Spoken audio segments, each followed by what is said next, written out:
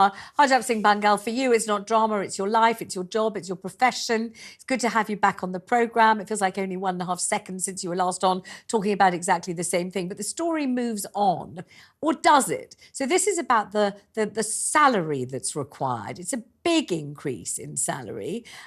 Tell me what difference that will make, or if you think it will or won't make a difference. Well, it might make a difference in the fact that many businesses will now think, well, hold on, I can't start paying someone from £26,000 to £38,000 a year. That'll be more tax, more PAYE, more in pensions. So essentially more costs for the employer to hire somebody. That might, in fact, help bring some numbers down. But is it going to help British businesses? Or is it just going to deter or stop British businesses from recruiting the people that they need? So in relation to that, and if someone is abusing the system, then is that really extra £12,000 odd going to stop them abusing the system? Probably not. So the proof will be in the pudding as to whether this will happen. This happened before as well, by the way. This is nothing new the government are doing. In fact, a lot of the proposals mentioned by Peter is something that the government's already tried and have failed in. The cap previously at salaries was 35,000. So it's gone up to now 38,000. Will it deter people? I think it's only going to likely hurt British businesses.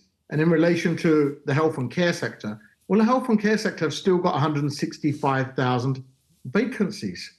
And so if we're going to put a cap on that, who is going to fill these health and care worker jobs? We've had 7-8 years for the British workers after Brexit to say, well, let them fill the jobs or let the British people fill the jobs. They haven't.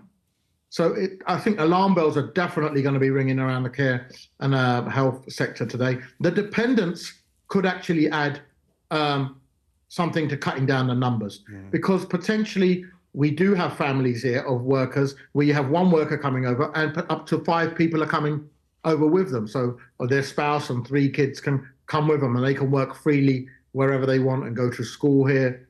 So potentially cutting that out. But then what message is that sending out to the health and care sector? That's saying, we want you to look after our families in the UK who we can't look after, our parents who were put in a home willingly or, because they've got no one to look after them. But you can't bring yours to look after. Can I just say, that is exactly the message. And lots of people watching and listening to this will think, yeah, that's exactly it. Harjap's trying to imply that there's something wrong about that. There's something inhuman or unkind or a dissonance in saying, you come here, we will pay you to come here and look after our parents, but don't bring yours. But they will be saying, too right, don't bring them. They're an enormous burden. They haven't been paying into the tax system all their lives. They should not have to be here, adding to the excruciating, onerous problems of the care sector and social care in this country, which is failing dismally already. So they won't think that's a ridiculous kind of non sequitur of ideas. They'll think it makes a lot of sense, Harjap, won't they?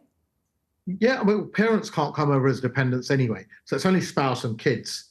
And the thing is, many people do work abroad and don't take their wife or children with them, but many do. So many Brits work abroad and take their spouses with them and take their kids with them. And if someone's coming here to work 5 years, then to ask them to reasonably be away from their family for 5 years, is that reasonable? Is it going to attract people to come here when other countries say, well, actually, you can? So Canada say, you can bring your dependents here. Australia say, you can bring your dependents here. So am I more likely then to turn to them countries? If the idea is to bring down immigration as a whole and just bring the numbers down for the optics, then perhaps it will work. But if the idea is to actually help British businesses or help the care sector, then I don't think there's much in that really, but it will definitely help, I think, to bring them numbers down. But when we forget these numbers are 700,000, they include the Ukrainians. They include people from Hong Kong. They've got nothing to do with the care sector. They've got nothing to do with minimum wage on a skilled worker.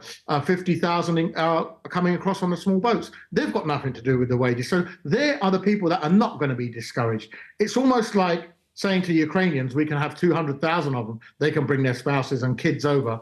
Well, then why isn't someone who's going to work, pay tax, help this economy, and why can't they bring their family over? Well, Harjap, there are many...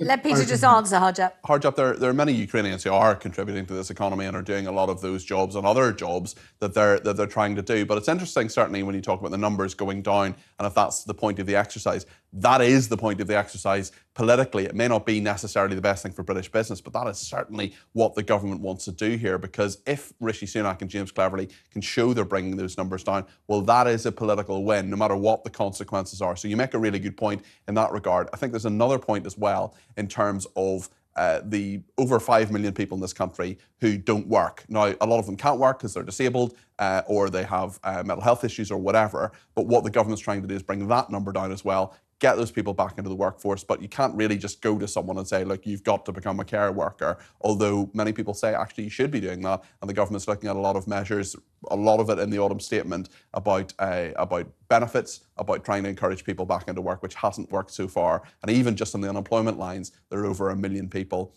in those lines who just haven't got jobs. But there's a massive problem. It's not going to be solved overnight. And crucially, I don't think it's going to be solved by the next election, Vanessa. Thank you both very much indeed.